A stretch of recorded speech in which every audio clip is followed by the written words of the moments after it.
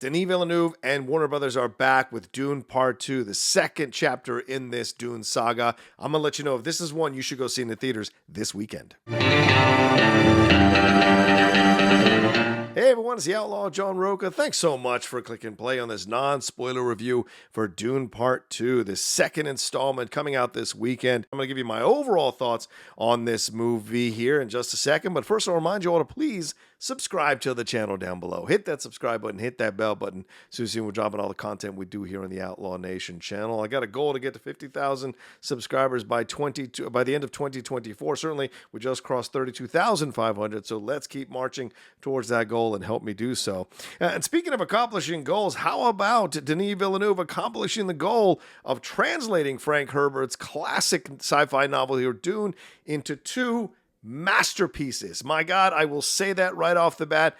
Dune Part 2 is a masterpiece. I certainly came out of Dune Part 1 feeling it was a masterpiece. This is even more of a masterpiece, if that's possible. I loved that first movie. This one is even better. Dune Part 2 is just a fantastic cinematic achievement here from a screenplay co-written by Denis Villeneuve and John Spates. Yeah, they made some changes. They made some tweaks to the original story for sure to make it fit within this adaptation, but it really works. It speaks to modern audiences. It has a commentary on religious fanaticism. It has class warfare, politics, this idea of fighting against a power that is making deals behind people's backs so they can stay in power, how that affects people of the lower rungs here, the idea of native people being part of a planet versus occupying forces coming in or colonizing forces coming in. So there's a lot of commentary throughout the film here that is not overt. It's not banging you over the head. It's just there as part of the story organically within the framework of the movie, and I thought that worked really well.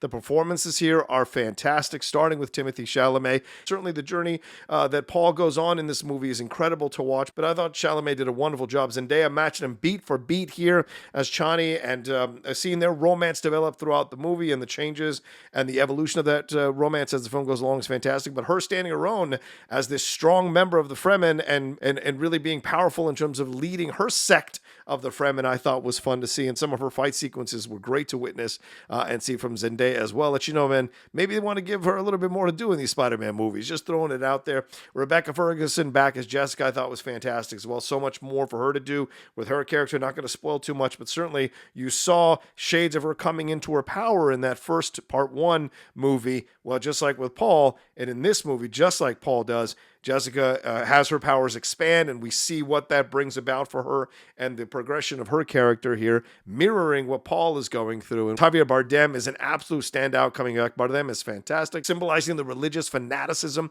almost like a Morpheus to Matrix's Neo. And so we see what his journey is like as he follows Paul and as he sees what Paul is doing. I thought was fantastic as well. And the new characters that come into this, led by Austin Butler's Fade Routha, is fantastic. It's so great to see Austin Butler completely walking away from Elvis.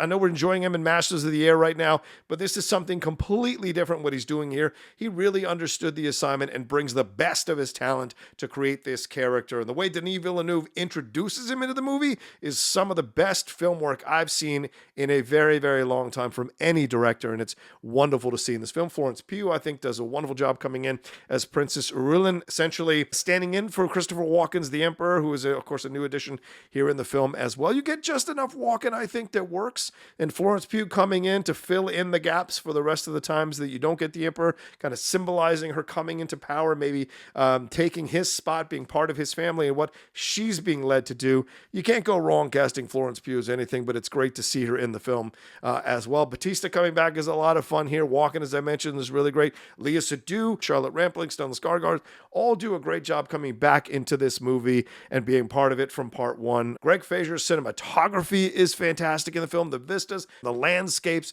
of Arrakis, it's so well done in this movie. Of course, they shot in the actual locations. There's also CGI, but the way it's shot here from the cinematography, the way it's lit and everything like that, it will really cause you to feel a sense of awe as you're watching it, and just seeing why the medium of film can be so stunning in the right hands when you've got a talented cinematographer like Greg Fraser aboard here as well. Hans Zimmer's score is stellar yet again, picking up right where he left off from the first movie and bringing even even more power and resonance and stakes to these moments, whether they be massive battle sequences or hand-to-hand combat, one-on-one fight sequences, or the intimate moments of conversation, the intimate moments of changes in these relationships, all that the score just playing underneath or playing overtly does a wonderful job of bringing you into the film as well.